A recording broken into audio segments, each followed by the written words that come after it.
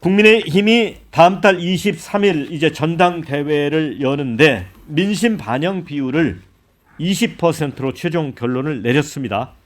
당원 투표 100% 규정을 1년 만에 손본 것입니다.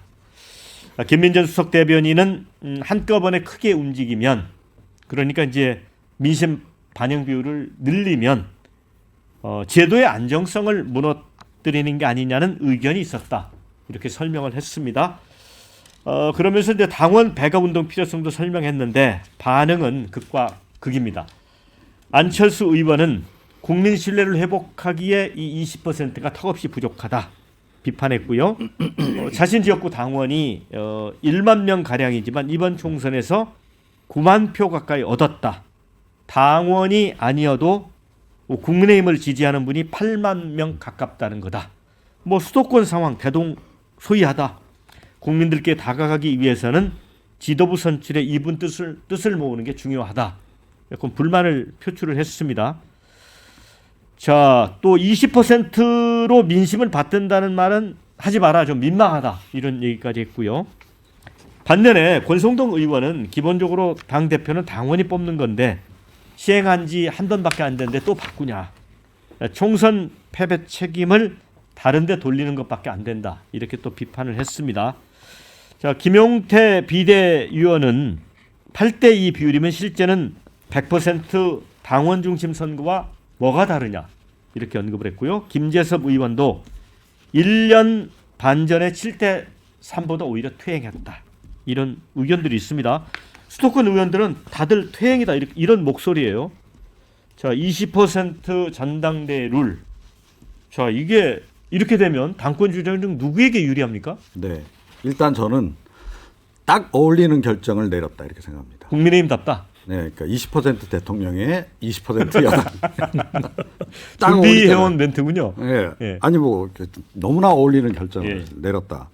근데 사실은 이게 최근에 이제 윤석열 대통령에 대해서도 그렇고 국민의힘에 대해서도 그렇고 이런 얘기들 많이 하거든요, 정치권에서.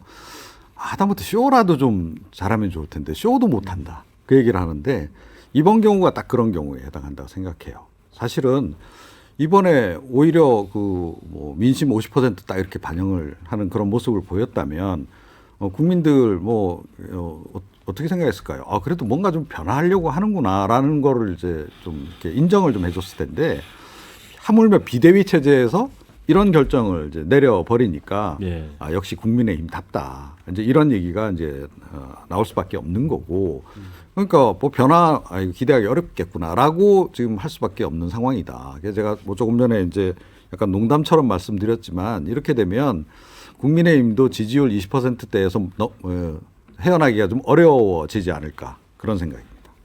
네, 댓글 중에 20%가 참으로 묘하다, 이런 글을 또 올려주셨습니다. 근데 원래는 두 가지 안이 이제 비대위에 전달이 된 거거든요.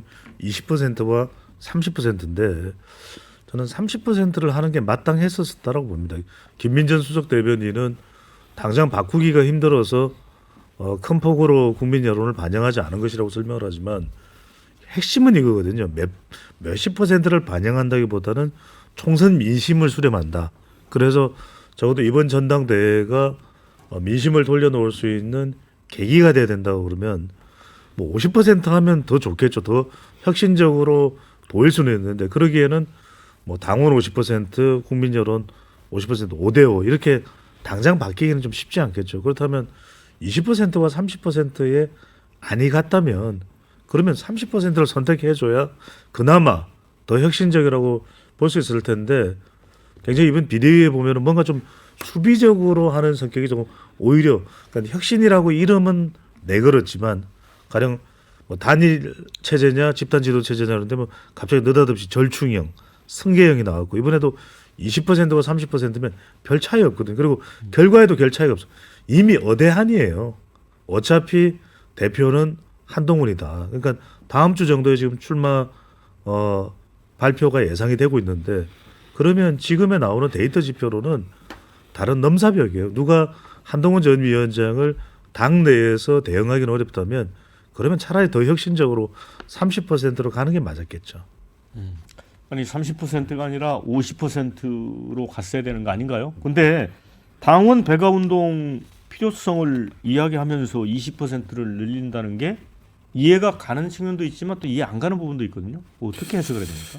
저는 이 부분과 관련해 가지고 갈라파고스화된 우리나라 정당의 현실이 좀 있어요. 네. 무슨 말이냐면 유럽 같은 경우에는 외연 내각제를 하는 나라인데 여기서는 누가 선출되든지 간에 클로즈드 프라이머리를 합니다. 네. 그래서 어떤 사람이 선출돼 그게 공직 후보자든 당직자든 당원들 100%로 선출을 해요.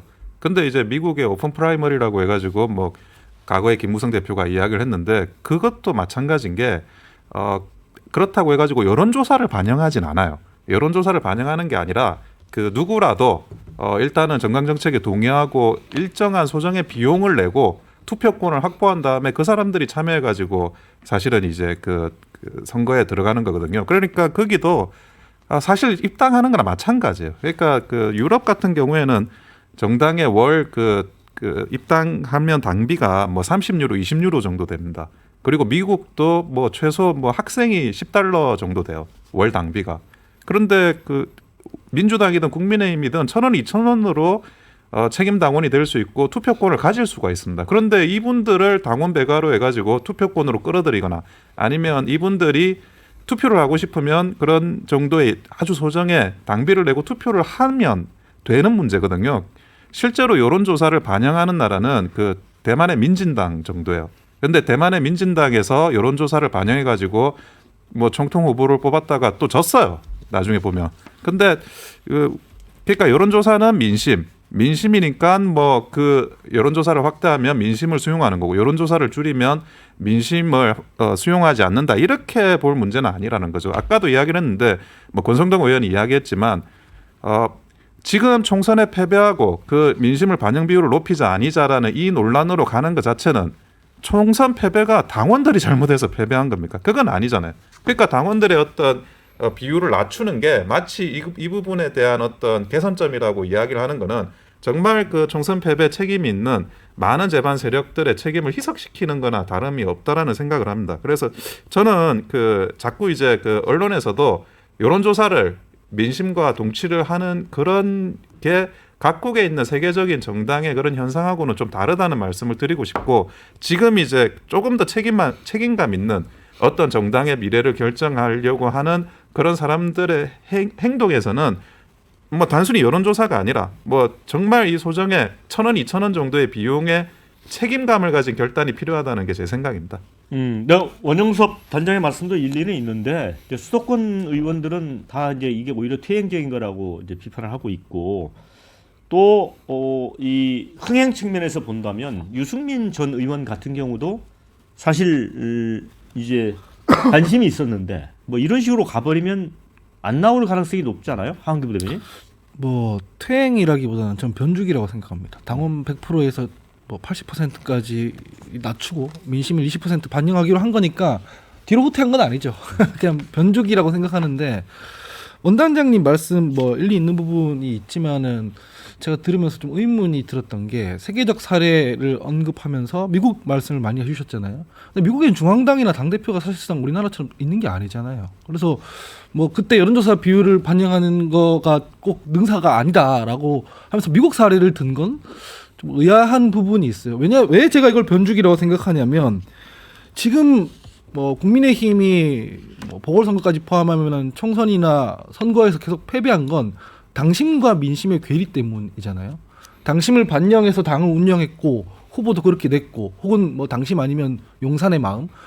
근데 아직도 그거를 조정을 안 하고 뭐 당심 위주로 만약에 당을 운영했을 때 다음 선거에서 어떻게 하려나라는 생각이 일단 드는 게 있고 두 번째로는 지난번 전당대회로 제가 알기로는 예비 경선도 다 100%로 당심 100%로 한 걸로 알고 있거든요. 제가 알기로는. 근데 지금은 그런 말은 어디 뭐 찾아봐도 안 보이더라고요. 그 초대 전당대회였던 이준석 당대표 때 보면은 예비 경선 정도는 50대 50으로 맞춰놓고 뒤에 70대 30으로 조정했잖아요. 본경선 때.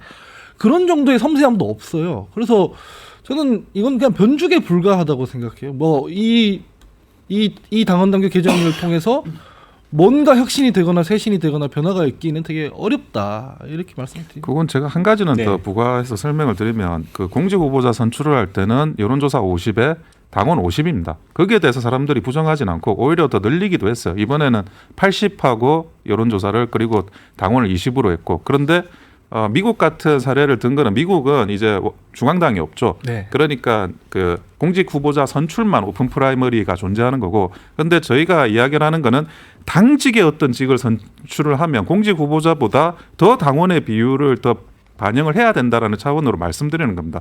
공직 후보자도 미국에서 여론조사를 통해 가지고 오픈 프라이머리를 하지 않는데 그 미국에서 뭐 만약에 당원을 뽑는다 당내 직이 있어가지고 뽑는다고 한다면 오히려 여론조사를 그때 더 반영할 일은 없잖아요. 원칙적으로는 그 말씀이 맞는데 그렇게 했을 때 실제로 정당이 제대로 돌아간다면 상관이 없는데 저희 당도 같은 문제를 안고 있거든요. 당신 100% 이런 게 나오니까. 그래서 과연 이게 국민들에 다가갈 수 있는 그런 쇄신안 혹은 혁신안이 맞느냐라는 차원에서 접근해 볼 필요가 있다는 거죠. 네.